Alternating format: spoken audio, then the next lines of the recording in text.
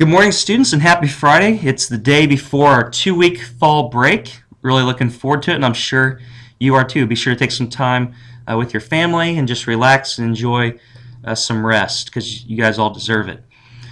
The thing I want to do today is spend some more time responding to your questions and concerns. So this is Responding to Student Questions Part 2 for the 34th Daily Bailey. First of all, email. We will provide a Daily Bailey that gives you instructions on how to set up email on your iPad to help you use that. I know that several classes are needing you to email some papers or assignments to the teacher, so we will have that for you when you return. Access to sites. Anytime you want to access an educational site for your projects, just send me the link. I'll look into it, and a lot of times we can improve those very quickly. Sometimes, like I said yesterday, some sites are blocked just because of the filter, but we can unblock those if it's necessary. So just let us know. Again, it's an issue of communication. Some people brought up some cost concerns that you're spending all this money. Well, the key here is I know that this year you spent money on books and you spent money on the iPad, but over time those book fees will be decreasing. And so right now you're only spending $54 for the cost of the iPad. And again, I say only because if you put that over 4 years, you're spending $216 as opposed to buying the entire $500 iPad on your own, so you're able to rent it for half the cost of the iPad. And then I also acknowledge that you have a one-time cost for the apps. And a few mentioned that we should use Apple TV instead of Air Server. Well, Apple TV is not $50. If you go to apple.com, it's $99 per room, not just per teacher, because some teachers have multiple rooms. And so there are a few logistical issues as well as to why we went to Air Server. We haven't totally abandoned the idea of Apple TV down the road, but for now, Air Server is the best option. That's the most efficient and effective for our needs. Now again, you have to use Air Server for what it's meant to be used for. You can't use videos through your iPad onto the Air Server. That will not work. And so we've got to find other ways to show videos from your iPad to the screen, which we can do. I do that with the Daily Bailey. I provide a video on the M Drive, a link to YouTube, plus I put it through the Husky News. So there are multiple ways, and I post it on blogs. There are 4 ways that I put out the Daily Bailey to students and staff. And we have to kind of have that mindset as we move forward with assignments as well.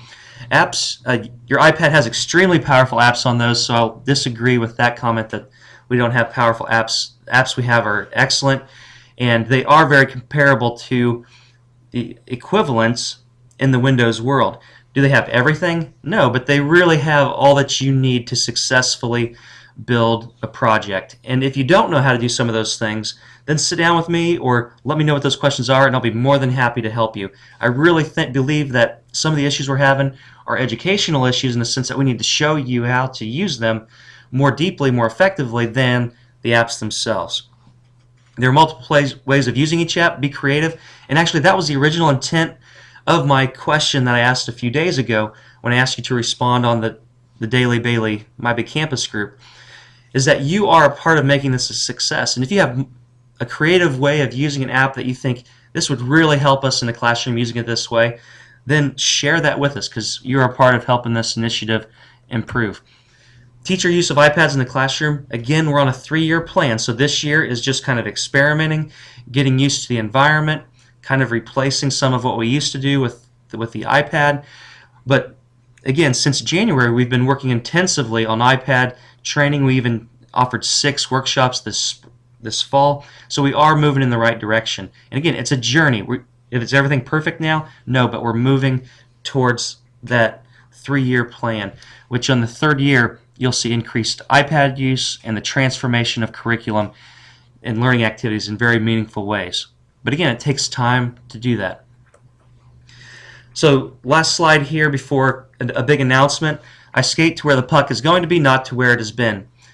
Some were concerned about integrating the iPads into this Windows world. Well, I see us moving more and more towards a friendly environment, whether it's the physical space that we have plans to do some remodeling and some revamping of our building, or whether it's a possible enhanced media lab that the Husky News, that the yearbook or others, or art classes could use, or English classes, whatever it may be, science classes that have really powerful Macs in them. Those are all part of the vision, and even though it's not official and we're not getting it right now, we are moving in that direction slowly. So we have to keep that in mind. And this is a good time for a special announcement for all students and staff.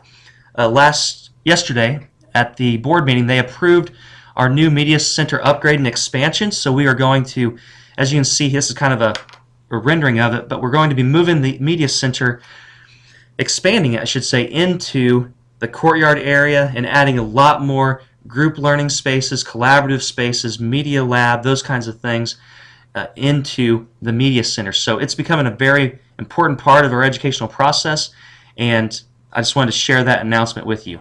Have a great day.